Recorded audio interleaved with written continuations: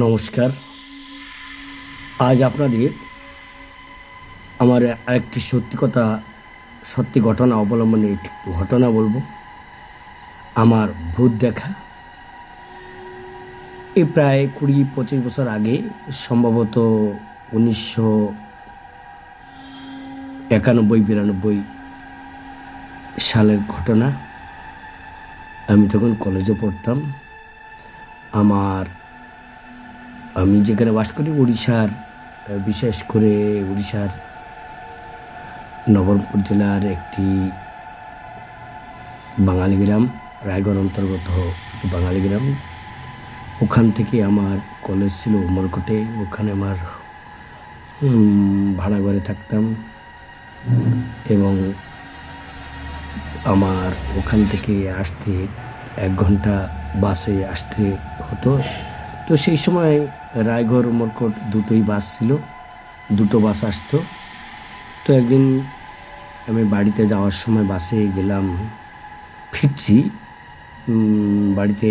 বিশেষ করে আমাদের যেখানে রায়গড়ে যাওয়ার সময় বাস যেখানে দাঁড়ায়, ওখান থেকে আমার গ্রাম একটা 4 থেকে 4.5 কিলোমিটার হবে।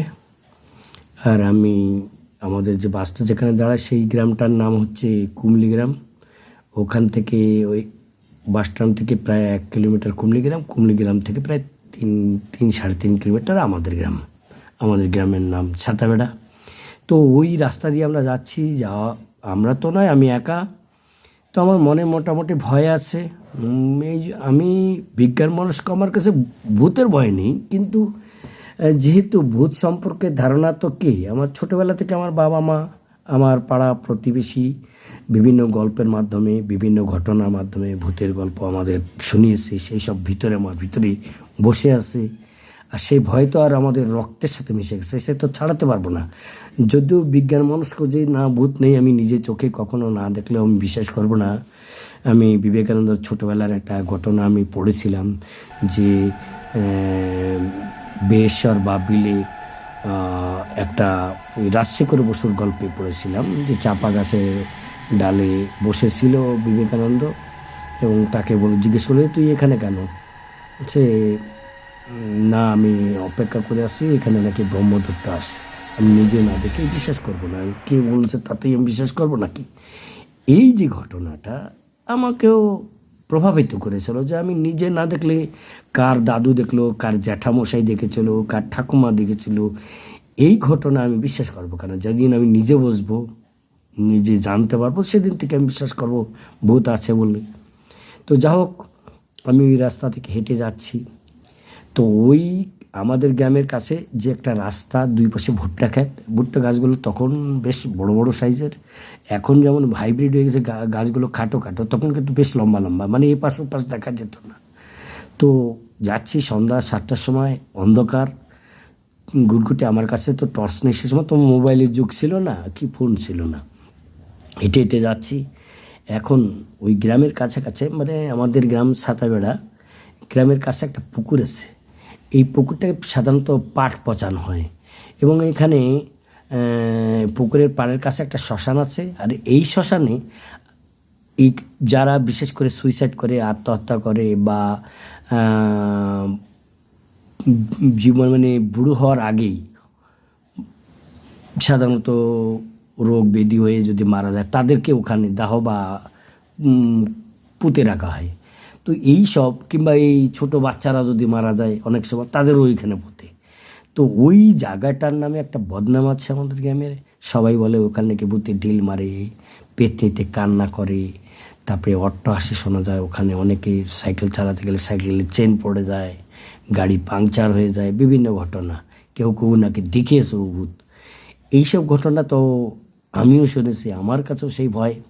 তো গ্রামের কাছে কাছে যখন পৌঁছেছি, ওই পুকুরটার কাছাকাছি যখন 500 মিটার আর আছে, আমি দেখতে পাচ্ছি যে একটা পেতনি, মানে নারী বেশে, সাদা শাড়ি পরা, বেশে ভাবে এইভাবে নাচছে। ওই নাচ দেখে তো আমার ভয়হীন। আমি মনে মনে ভাবলাম, হায় রে ভগবান, ভূত তাহলে সত্যি আমার সামনে দর্শন দিল। হয়তো আজ ভূত আমাকে প্রমাণ দিতে আসছে যে বঙ্কিম, তুই তো ভূত বিশ্বাস করিস না, আজকে দেখ আমি ভূত, আজকে তোর জীবন নেবো, প্রাণ নেবো। আমি তো এই ভেবেছি, হয়ে গেছে, আজকে আমার কাজ, আজকে আমাকে বিশ্বাস দিতে ভূত স্বয়ং হাজির।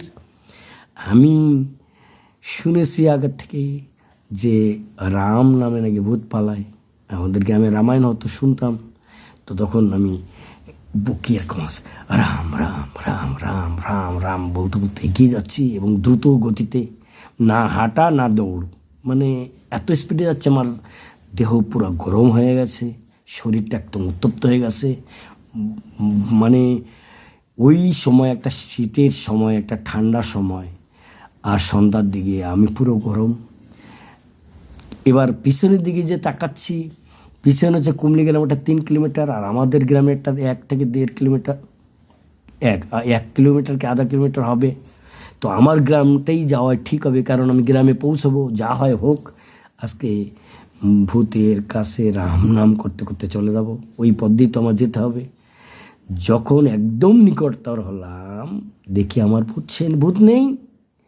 ওইটা আসলে ছিল তৎকালীন সময় যে ভুট্টা খেতে যে চাষ করার পরে যে ভুট্টা খেতে সার দিত, সেটা ইউরিয়া সার। আর ইউরিয়া সারের বস্তার ভিতরে, মানে পলিথিন বা জরির ঝিল্লি, এটা আরেকটা বস্তা থাকতো। ওই বস্তা আমরা সাধারণত ওই সময়, মানে যাদের ছাতা থাকতো না, আমরা ছোট যারা স্কুলে যেতাম, ওটা খুলে একটু ভিতরে ফোল্ড করে ভিতরে দিয়ে মাথায় দিয়ে আমরা স্কুলে যেতাম বা জমিতে ঘাস কাটতে যেতাম। তো ওই বস্তা সাদা, তো ওটা গেছে ছিঁড়ে, ফেটে গেছে। ওই লোক, ওই যে চাষি, ও আর নেয় নেই। ওই বস্তাটা কী করেছে, ওই ঝিল্লি ও করেছে, ওই পাশে একটা আম গাছ ছিল, একটা কমলি গাছের ডাল ছিল, ওখানে কী করেছে, ঝুলিয়ে রেখেছে। আর ঝুলিয়ে রাখার ফলে ওটা হাওয়ায় দুলছে, আর দুই পাশে ছেঁড়া দুটো ডানার মতন হয়ে গেছে। আমি তো ভেবেছি ওই যে হাত দুটো, আর ওই শাড়ি নিচে ঝুলছে, আমি তো ভেবেছি সত্যি। আর এদিকে বাতাস হচ্ছে শাঁ শাঁ শাঁ শাঁ শব্দ, আমি মনে করছি সত্যি এটা ভূত। কিন্তু যখন দেখলাম না, এটা আমার ভ্রমধারণা, এটা তো ভূত নয়, আমি গিয়ে ওই বস্তাটা টেনে নিচে ফেলে দিলাম, এই কারণে যে আমি দেখেছি, এবং আমার পরে যদি কেউ আসে, সে যেন আর এই ভয়ে না পায়।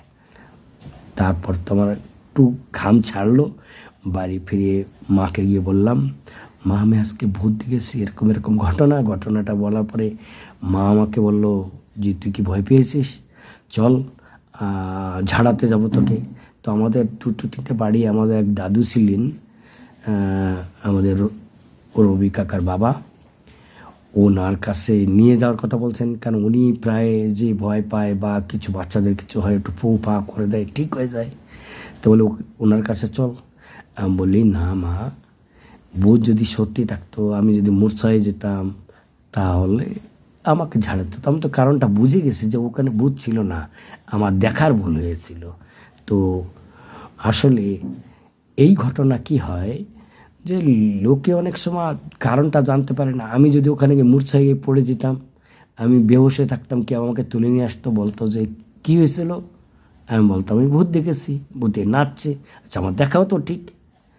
তো এইরকমভাবে অনেকে ভূত দেখে, আর পরে লোককে বলে বেড়ায় যে আমি ভূত দেখেছি। আর এটা আমার একটা সত্যি ঘটনা, এক বিন্দুর ভিতর মিথ্যা নয়। তো আপনাদের এই ঘটনাটা কেমন লাগলো আপনারা বলবেন। আপনি কি কখনো ভূত দেখেছেন? এরকম যদি কোনো ঘটনা ঘটে থাকে, আপনি কমেন্ট করবেন। ধন্যবাদ, নমস্কার।